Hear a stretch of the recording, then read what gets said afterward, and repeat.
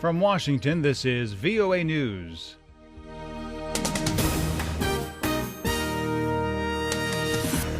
I'm Steve Miller reporting. North and South Korea installed the first ever telephone hotline between their leaders Friday. It comes as South Korean President Moon Jae-in prepares to meet North Korean leader Kim Jong-un next week. Pernell Murdoch has more.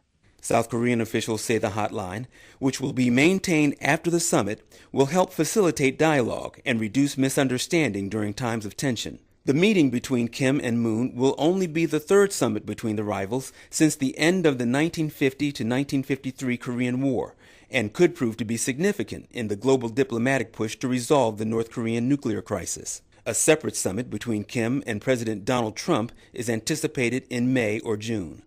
Pernell Murdoch, VOA News. The Associated Press has obtained 15 of former FBI Director James Comey's memos on the Trump White House. Tim McGuire reports.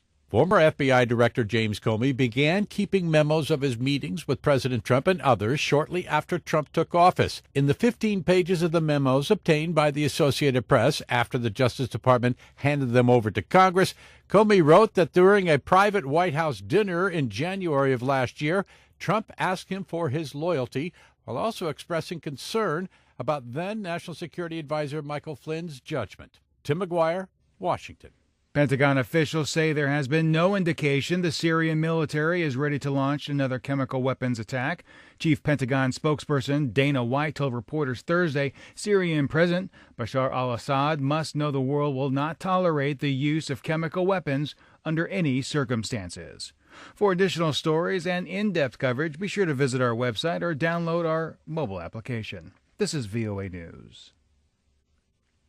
Russian Foreign Minister Sergey Lavrov has said that President Vladimir Putin is willing to accept U.S. President Donald Trump's invitation to meet in Washington.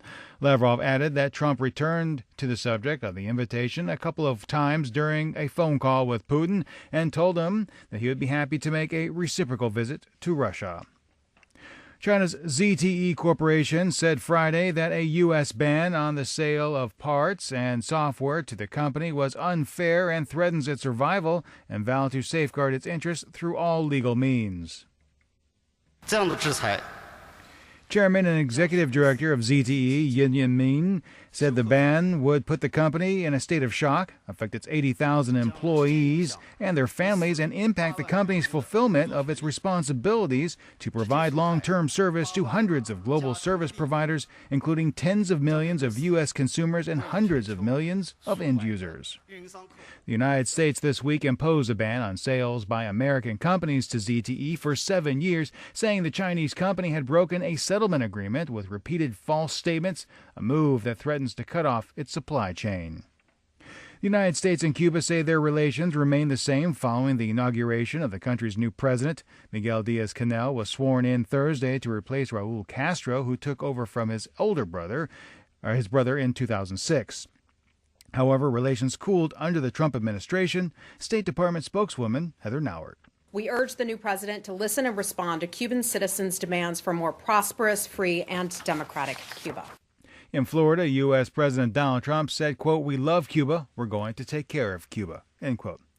A Myanmar police chief ordered officers to trap a Reuters reporter arrested in December, telling them to meet the journalist at a restaurant and give him, quote, secret documents. Jeff Custer has more as the case of Hua Lon and Jia Sa-u continues. The court in Yangon has been holding hearings since January to decide whether the pair will be charged under the Colonial-Era Official Secrets Act, which carries a maximum penalty of 14 years in prison.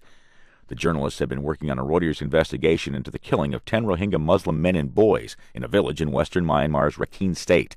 The killings occurred during an army crackdown that United Nations agencies say has sent nearly 700,000 people fleeing to Bangladesh.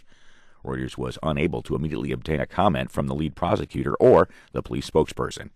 Jeff Custer, VOA News. Health officials said a Gaza man was killed on Friday by Israeli troops firing from across the Strip's border as hundreds of Palestinians flocked to the frontier for the fourth week of protests. From Washington, I'm Steve Miller, VOA News. That's the latest world news from VOA.